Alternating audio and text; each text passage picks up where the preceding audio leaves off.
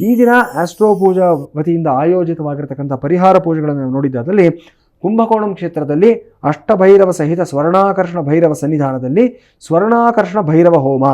ಈ ಪೂಜೆ ಪ್ರತಿ ತಿಂಗಳು ಕೃಷ್ಣ ಪಕ್ಷದ ಅಷ್ಟಮಿ ದಿವಸ ನಾವು ನಡೆಸ್ತಾ ಇರತಕ್ಕಂಥ ಒಂದು ಮಾಸಿಕ ಪೂಜೆ ಆಗಿರುತ್ತೆ.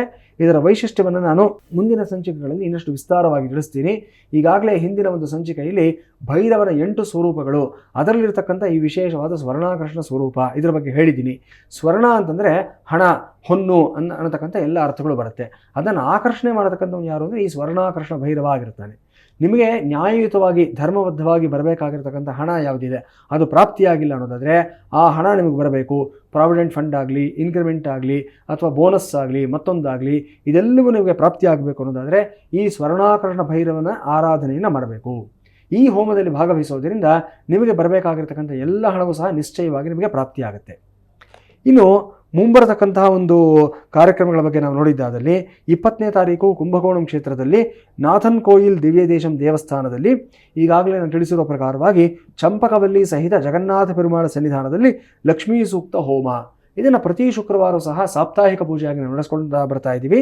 ಇದರಲ್ಲಿ ಭಾಗವಹಿಸೋದ್ರಿಂದ ಸಹ ನಿಮ್ಮ ಇಷ್ಟಾರ್ಥಗಳೆಲ್ಲವೂ ಸಹ ಸಿದ್ಧಿಯಾಗುತ್ತೆ. ಅದೇ 20ನೇ ತಾರೀಕು ಕುಂಭಕೋಣಂ ಕ್ಷೇತ್ರದಲ್ಲೇ ಕಾಶಿ ವಿಶ್ವನಾಥ ದೇವಸ್ಥಾನದಲ್ಲಿ ಅಷ್ಟಭುಜ ದುರ್ಗಾ ಅಭಿಷೇಕವನ್ನು ಸಹ ನಡೆಸ್ತಾ ಇದ್ದೀವಿ. ಇನ್ನು 23ನೇ ತಾರೀಕು ಕುಂಭಕೋಣಂ ಕ್ಷೇತ್ರದಲ್ಲಿ ಪ್ರದೋಷ ಪ್ರಯುಕ್ತ ಮಹಾನಂದಿ ಅಭಿಷೇಕವನ್ನು ಸಹ ನಡೆಸ್ತಾ ಇದ್ದೀವಿ. 23ನೇ ತಾರೀಕು ಉಡುಪಿ ಕ್ಷೇತ್ರದಲ್ಲಿ ಇಷ್ಟಮಹಾಲಿಂಗೇಶ್ವರ ದೇವಸ್ಥಾನದಲ್ಲಿ ಮಾಸ ಶಿವರಾತ್ರಿಯ ಪ್ರಯುಕ್ತ ರುದ್ರಾಭಿಷೇಕ ಪೂಜೆಯನ್ನು ಸಹ ನಡೆಸ್ತಾ ಇದ್ದೀವಿ.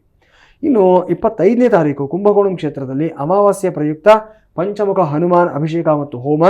25ನೇ ತಾರೀಕು ಕುಂಭಕೋಣಂ ಕ್ಷೇತ್ರದಲ್ಲಿ ಅಮಾವಾಸ್ಯ ಪ್ರಯುಕ್ತ ತಿರುವಿಡೈ ಮರುದೂರ್ ಮಧ್ಯಾರ್ಜುನ ಕ್ಷೇತ್ರದಲ್ಲಿ ಪ್ರತ್ಯಂಗಿರ ಹೋಮವನ್ನು ಸಹ ನಡೆಸ್ತಾ ಇದ್ದೀವಿ.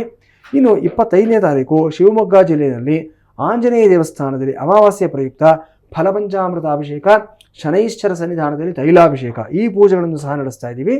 26ನೇ ತಾರೀಕು ಉಡುಪಿ ಕ್ಷೇತ್ರದಲ್ಲಿ ಶ್ರೀ ವಾಸುಕಿ ನವಗ್ರಹ ದೇವಸ್ಥಾನದಲ್ಲಿ ಪಾಡ್ಯಮಿ ವಿಶೇಷ ನವಗ್ರಹ ಪಂಚಾಮೃತ ಅಭಿಷೇಕವನ್ನು ಸಹ ನಡೆಸ್ತಾ ಇದ್ದೀವಿ. ಇದೆಲ್ಲವೂ ಅಲ್ಲದೆ ಕಾಶಿ ವಿಶ್ವನಾಥ ದೇವಸ್ಥಾನದಲ್ಲಿ ಕುಂಭಕೋಣಂ ಕ್ಷೇತ್ರದಲ್ಲಿ ಈಗಾಗಲೇ ನಾನು ಪ್ರತಿದಿನವೂ ತಿಳಿಸ್ತಾ ಇರೋ ಪ್ರಕಾರವಾಗಿ ಆಷಾಢ ನವರಾತ್ರಿ ಪ್ರಯುಕ್ತ, ಗುಪ್ತ ನವರಾತ್ರಿ ಪ್ರಯುಕ್ತ 9 ದಿನಗಳ ಕಾಲ ವಾರಾಹಿ ಹೋಮವನ್ನು ಸಹ ನಡೆಸ್ತಾ ಇದ್ದೀವಿ.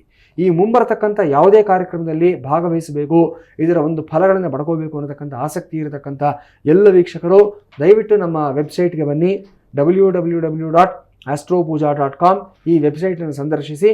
ಎಲ್ಲ ಮಾಹಿತಿ ನಿಮಗೆ ಅಲ್ಲಿ ಸಂಪೂರ್ಣವಾಗಿ ಲಭಿಸುತ್ತೆ.